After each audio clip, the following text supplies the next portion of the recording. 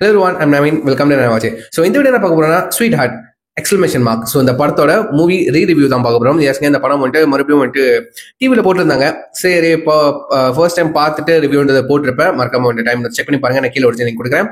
So மறுபடியும் இந்த படத்தை திரும்ப உட்காந்து பார்த்தேன். ஃபர்ஸ்ட் பார்க்குறப்போ அதாவது இப்போ இந்த ஃபர்ஸ்ட் அதாவது செகண்ட் டைம் பார்க்குறப்போ டோட்டலா வந்து இந்த படத்தை மறுபடியும் ரிப்பீட்டா 3 times பார்த்துட்டேன். ஓகேவா, டிவியில ஃபர்ஸ்ட் டைம் பார்க்குறப்போ சும்மா வீக்கெண்ட் போட்டிருந்தான். சரி பாப்போம்னு சொல்லிட்டு கண்டிப்பா இந்த படத்தை வந்துட்டு ஃபேமிலி கூட பார்க்க முடியும், நோ ப்ராப்ளம்.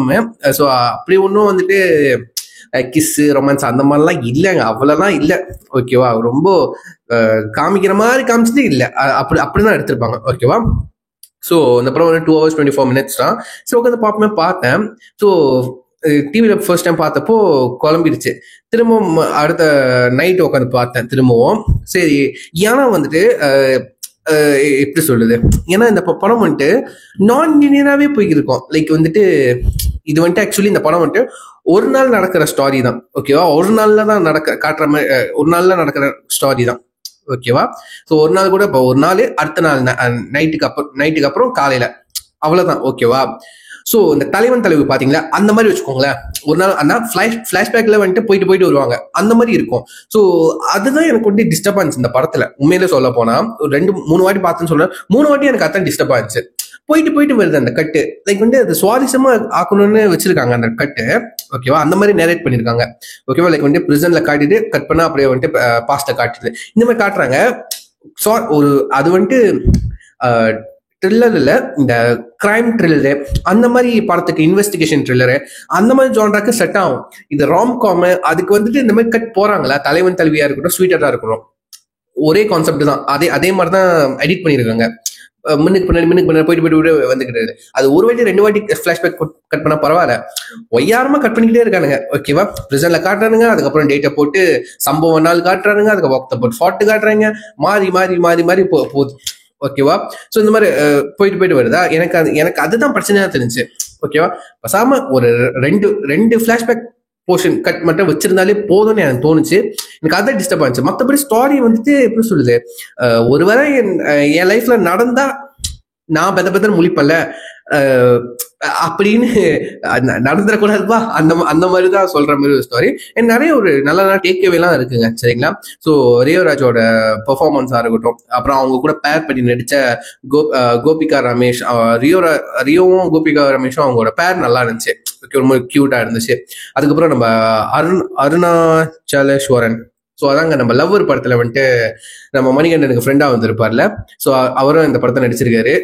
அவரோட நிக் நேம் வந்துட்டு குஸ்கான்னு நினைக்கிறேன். அவர் ஒரிஜினல் நேம் வந்துட்டு செந்தில் இந்த படத்துல. ஸோ இவருக்கு என்னன்னு தெரியல, அவருக்கு கூட இருக்க ஃப்ரெண்ட்ஸ், அதாவது ஹீரோ எல்லாமே ஒரு பிரச்சனையாவே இருக்கானுங்க. லவ்வர் படத்துல வந்துட்டு மணிகண்டன், அருண் கேரக்டரும் செம்ம ஒரு ப்ராப்ளமேட்டிக்கான ஒரு கேரக்டர். ரியோவும் ஒரு மாதிரி ஈகோ பிடிச்ச ஒரு ப்ராப்ளமேட்டிக்கான பர்சன் தான் உண்மையில சொல்ல போனா. இப்ப பேருக்கு தான் ஹீரோ. ஒரு 2-3 சீன் வந்துட்டு ஹீரோவா காமிக்கிறானுங்க, அவ்வளவுதான். தவிர்த்து அது வந்துட்டு ஒரு டாக்ஸிக் கேரக்டர்னு வச்சுக்கலாமா, ஒரு ஈகோ பிடிச்ச கேரக்டர். ஓகேவா, அப்படிதான் போர்ட்ரே பண்றாங்க. ஓகேவா, இவன மாதிரிலாம் நம்ம இருக்கக்கூடாது. ஓகேவா, அந்த மாதிரி காமிக்கிறாங்க பசங்களுக்கு. ஸோ எக்ஸாம்பிளா ஓகே காமிக்கிறாங்க. ஸோ அதான் சொல்றேன். அருணுக்கு வந்துட்டு இப்ப அவரு நடிக்கிற படம் 2 படமே வந்துட்டு ஒரு ப்ராப்ளமேட்டிக்கான ஹீரோக்கு ஃப்ரெண்டா தான் நடிக்கிறாரு, ஏன்னு தெரியல. சரிங்களா, அதனால இந்த படத்துல வந்துட்டு அருணாச்சலேஸ்வரனுக்கு வந்துட்டு அவருக்கு கேர்ள் ஃப்ரெண்ட் வந்துட்டு ஃபௌசின்னு இருக்கும். ஓகேவா, ஸோ அவரால் நிம்மதியா அவர் கேர்ள் ஃப்ரெண்ட் கூட டைம் கூட ஸ்பெண்ட் பண்ண முடியல. வீட்டுல பூட்டி வச்சுட்டு போயிடுவாரு கேர்ள் ஃப்ரெண்டை. ஓகே, ஒன்னும் 10 நிமிஷத்துல வரேன் ஃப்ரெண்டுக்காக. ஓகேவா, அது ஃபன்னா தான் இருக்கும், அது ஃபன்னா தான் இருந்துச்சு. அதுக்கப்புறம் நம்ம ரெட்டின் கிங்ஸ்லி, அவர் வந்துட்டு காண்டமோட பிராண்ட் அம்பாசிடரா வருவாரு. ஓகே, ஒரு எக்ஸ்டெண்டட் கேமியோ தான் வருவாரு, அவர் ஆக்டரா தான் வருவாரு. ஓகேவா, சும்மா ஒரு 2 சீனுக்கு வந்து பேர், ஒன்னு பில் போட்ல இருப்பாரு, அதுக்கப்புறம் சீன் ரியோ கிட்ட பேசுற மாதிரி இருக்கும், அவ்வளவுதான். ஓகேவா, சிம்பிளா முடிஞ்சிடும். ஸோ எனக்கு என்ன டேக்அவே எடுத்துக்கிட்டது அந்த படத்துல, ஓகேவா, என்னதான் காண்டம் யூஸ் பண்ணாலும் அதுல அந்த பேக்கேஜிங்லேயே போட்டிருப்பாங்க காண்டம் வந்துட்டு 99% தான் வந்துட்டு சேஃப் அப்படின்ட்டு. ஓகேவா, அது போட்டிருப்பாங்க உங்களுக்கு, அந்த டிஸ்க்ளைமர் மாதிரி ஒன்று போட்டிருப்பாங்க. ஓகேவா, அது எப்படி அது போட்டிருப்பாங்க, எனக்கு எப்படி எக்ஸாக்டாக சொல்லுன்னு தெரியல. ஸோ நான் வந்துட்டு வேணா படிச்சே காமிக்கிறேன். ஓகேவா, ஸோ அந்த எப்பவுமே பின்னாடி பாக்ஸில் வந்துட்டு எழுதி போட்டிருப்பாங்க. ஓகேவா, 99% ஒன்லி அப்படின்ட்டு. நான் தேடுறேன், வர மாட்டேங்குது. இல்லைங்க, கிடைக்கலங்க.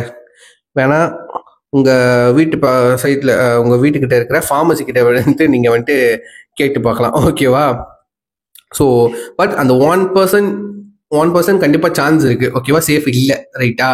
ஸோ இதெல்லாம் போட்டிருப்பாங்க. ஸோ ரியோ டைலாக் சொல்லுவார்ல, நான் நீங்கள் மேஜிக் பலூன் போட்டுருந்தேன்னு மனு அப்படின்ட்டு, அது ஃபன்னாக இருக்குங்க, சரிங்களா?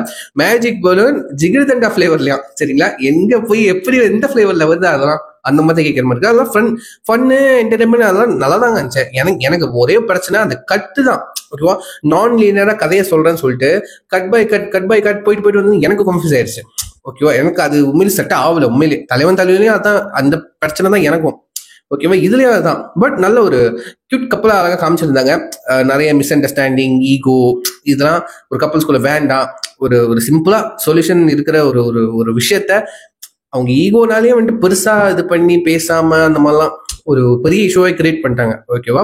ஸோ அதெல்லாம் நல்ல டேக்அவேலாம் இருக்கு. கப்பல்ஸ் கண்டிப்பாக பார்த்தாங்கன்னா வந்துட்டு கொஞ்சம் உஷாராகவே இருக்கணும், சரிங்களா? ஸோ அதுக்கப்புறம் வந்துட்டு இந்த படத்துல வந்து எனக்கு தெரிஞ்ச ஒரு கேமியோ, ஓகேவா? இந்த ஜோ படத்துல வந்துட்டு கோச்சாரியான்னு சொல்லிட்டு அவர் வருவார்ல, ரியோ பிடிச்சி நீ ஒன்றும் கிளாஸ்க்கு போலியாடா அப்பெல்லாம் கேட்டுக்கிட்டு பாரு கோச்சாரியா. ஸோ அதே கேரக்டர் வந்துட்டு அந்த ஆர்டிஸ்ட் வந்து நடிச்சிருக்காரு இதுல. ஸோ இந்த படத்துல வந்து தாடி வச்சிருந்தாலும் எனக்கு எக்ஸாக்டா நான் இது ஃபெமிலியரா இல்லை எனக்கு. அப்புறம் யுத்த படம் தெரியல, ஓ இவரா கோச்சாரியா அப்படின்னு நினைச்சேன். அது நல்லா இருந்துச்சு. ஓ ரியோவோட கேஸ்ட் வந்துட்டு இருக்காங்க அப்படின்னு சொல்லிட்டு, ஓகேவா? ஸோ இவ்வளவுதாங்க, ரொம்ப மினிமல் கேஸ்ட் தான், ஓகேவா? அந்த படத்துல ஃபோக்கஸ் பண்ணது இவ்வளவுதான், ஒரு 4 பேர் தான் இருப்பாங்கன்னு வச்சுக்கோங்களேன், அப்படிதான். ஸோ நான் நீனில போய்கிட்டே இருக்கு. ஸோ திரும்ப பார்த்தா தான் உங்களுக்கு எக்ஸரா இதான் நடந்துருக்கு அந்த மாதிரி புரியும். அப்புறம் வந்துட்டு ரியோக்கு வந்து அம்மாவோட சென்டிமெண்ட் கொடுத்ததா இருக்கட்டும், அப்புறம் மறுபடியும் பெருசாக அவங்க அம்மா அவர் பார்த்ததா இருக்கட்டும். என்னதான் பார்த்தாலும் திரும்ப போய் பேசல. அவங்க அம்மா 20 இயர்ஸா அவங்க பையனை பார்க்க கூட வரல, ஓகேவா? அவங்களுக்கு ஃபேமிலி இஷ்யூஸ். ஸோ அவனுக்கு அவன் அப்பா அம்மாக்குள்ள பிரச்சனை, அவங்க அம்மா பிரிஞ்சு போயிட்டனாலே வந்துட்டு அவனுக்கு அந்த லவ், கமிட்மெண்ட், மேரேஜ் அதெல்லாம் வந்துட்டு அவனுக்கு அது எப்படி சொல்றது இல்ல வேணாம் அப்படின்னு அவன் ஒரு ட்ராமாட்டாஸாவே ஆயிருப்பான், ஓகேவா? அவனோட கேரக்டர் பொறுத்த வரைக்கும் அவன் தப்பு இல்லை, ஓகேவா?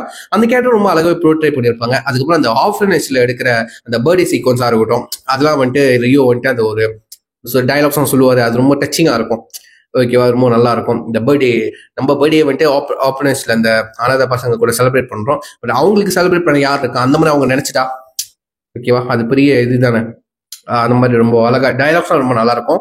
மியூசிக் கண்டிப்பா சொல்லியே ஆகணும், நம்ம யுவன் சங்கர் ராஜா அவரே மியூசிக் போட்டு அவரே இந்த படத்தை ப்ரொடியூஸ் பண்ணி கொடுத்துருக்காரு, சரிங்களா? இந்த படத்துல வந்து இந்த படத்துக்கு முன்னாடி ஸ்வீட்டாரோட அனௌன்ஸ்மெண்ட் வீடியோ ஒன்று இருக்கும். டைரக்டர் யுவன் சங்கர் ராஜா வந்துட்டு ஒரு காமெடியா வந்துட்டு ஒரு அனௌன்ஸ்மெண்ட் வீடியோ வந்துட்டு பண்ணிருப்பாங்க, நல்லா இருக்குங்க, சரி, ரொம்ப நல்லா இருக்கும். ஸோ மியூசிக் வந்துட்டு சொல்ல போனா சாங்ஸ் வந்துட்டு எனக்கு ரொம்ப பிடிச்சிருந்துச்சுங்க, சரிங்களா? ஒரு 2 சாங் கண்டிப்பா சொல்லலாம். ஸோ ஃபர்ஸ்ட் வந்துட்டு கதவே திறந்தாயே, மதன் கார்கி ரிலிக்ஸ்ல யுவன் சங்கர் ராஜா சாரோட வாய்ஸ்ல வந்துட்டு அந்த சாங் சூப்பரா இருக்கும், சரிங்களா? அது எனக்கு உண்மையிலே என்னோட ஃபேவரட்டுங்க அந்த சாங். ரிலிக்ஸ்லாம் அப்படி இருக்கும், சரிங்களா? நம்ம வைரமுத்து சார் எழுதுவார்ல, இளையராஜா சார் கூட சேர்ந்து வைரமுத்து சார் எழுத்துக்கெல்லாம் கேட்டிருக்கீங்க தானே, பாடலாம் கேட்டிருக்கீங்க தானே? லவ் சாங்ஸ், முக்கியமா லவ் சாங்ஸ் அவ்வளவு டெப்தா டீப் மீனிங்ல இருக்கும், ஓகேவா? அந்த காமத்தை நம்ம வந்துட்டு ஈழ்வா நினைக்க மாட்டோம், அதை வந்துட்டு அப்படியே தூக்கி வச்சு கொண்டாடுற மாதிரி இருக்கும் அந்த எழுத்துக்கள்லாம். அதே மாதிரி மதன் கார்கி கிட்ட அவர் எழுதியிருக்காரு பாருங்க, கதவை திறந்தாய் இந்த சாங்ல. இந்த சாங் உண்மையிலேயே வந்துட்டு நான் சொல்லுவா, அது வந்துட்டு அண்டர் ரேட்டட் சாங், எத்தனை பேர் யார்ட்டும் போய் ரீச் ஆகல. பட் இட்ஸ் ஓகே, எனக்கு ரொம்ப பிடிச்சிருக்கு இந்த சாங். உண்மையிலேயே அவர் பாடுற விதமா இருக்கட்டும், கம்போசிஷன் விதமா இருக்கட்டும், ரிலீக்ஸா இருக்கட்டும், வாவ், அப்படி டீப்பா இருக்குங்க, அப்படி டீப்பா இருக்கும். மறக்காம கேட்டு பாருங்க. ரிலீகல் வீடியோவும் இருக்கு, வீடியோ சாங்கும் இருக்கு. அதுக்கப்புறம் வந்துட்டு டார்ச்சர் ப்ரோ மேக்ஸா இருக்கட்டும், கடைசி கட்டத்தில் வருது அந்த பாட்டு, எதுக்கு வருதுன்னே தெரியாது, ஒரு ப்ரொமோஷன் சாங் மாதிரி எடுத்துக்கலாம். அதுக்கப்புறம் அசும் கிசா, அதுவும் படத்துல வந்துச்சாலே கூட தெரியல, அந்த மாதிரி ஸ்கிரீன் பிளே கொண்டு போனாங்கன்னு சொல்லலாம், சரிங்களா? அப்புறம் வந்துட்டு அம்மா சாங், சரிங்களா? நம்ம அம்மா சாங்னு சொல்லிட்டு நம்ம ரியோராஜ் வந்து ரிலீக் எழுதியிருப்பாரு, யுவன் சங்கர் ராஜா பாடியிருப்பாரு. அந்த ஒரு சின்ன மாண்டேஜ் பண்ணி வரும், அதுவும் நல்லா இருந்துச்சுங்க. அதுக்கப்புறம் வந்துட்டு எனக்கு ஒன்னொன்று வந்துட்டு பிடிச்ச ஒரு சாங் வந்துட்டு அது ஒரு சோக சாங்னு சொல்லலாம், காதல் அது பொய், ஓகேவா? அது வந்துட்டு அறிவு ரிலீக்ஸ் எழுதியிருப்பாரு, நம்ம யுவன் சங்கர் ராஜா பாடியிருப்பாரு, ஓகேவா? அந்த சாங் எனக்கு ரொம்ப பிடிக்கும். ஸோ மற்றபடி பிஜிஎம்ஸ் அதெல்லாம் அழகா கியூட்டா இருந்துச்சுங்க, ஸ்வீட்டா இருந்துச்சு, உண்மையிலே ஸ்வீட்டா இருந்துச்சு. எனக்கு என்னன்னா படத்துக்கும் படத்தோட பேருக்கும் வந்துட்டு சம்மந்தமே இல்லை. என்னடா இது ஸ்வீட் ஹார்ட் அப்படின்னு தான் கேட்குற மாதிரி இருந்துச்சு. ஸ்வீட்டே இல்லையாடா அப்படி என்னடா ஹார்ட் அப்படின்னு தான் கேட்குற மாதிரி இருந்துச்சு. ஸோ ஒரு ஒரு நல்ல வாட்ச் அந்த மாதிரி கண்டிப்பா சொல்லலாம். திரும்ப பார்க்கலாம். ஆனா அந்த இரிட்டேட் ஆயிரும் அவனுக்கு இப்படி மாத்தி மாத்தி வச்சிருக்கனால கட்டு. அதுதான் எனக்கு பிரச்சனை தெரியுது. உங்களுக்கு எப்படின்னு சொல்லிட்டு நீங்க கீழே கமெண்ட் பண்ணுங்க. எத்தனை பேர் இந்த படம் பார்த்தீங்க, எத்தனை பேர் கப்பல்ஸ் பார்த்து கொஞ்சமாச்சும் இருந்துச்சு சென்ஸ் வளர்த்துக்கிட்டீங்க. ஸோ அதான் நீங்க இதெல்லாம் கீழே கமெண்ட் பார்த்து தெரிஞ்சுக்கிறேன். ஸோ சொல்லி வீடியோ முடிச்சுக்கிறேன். பாய்.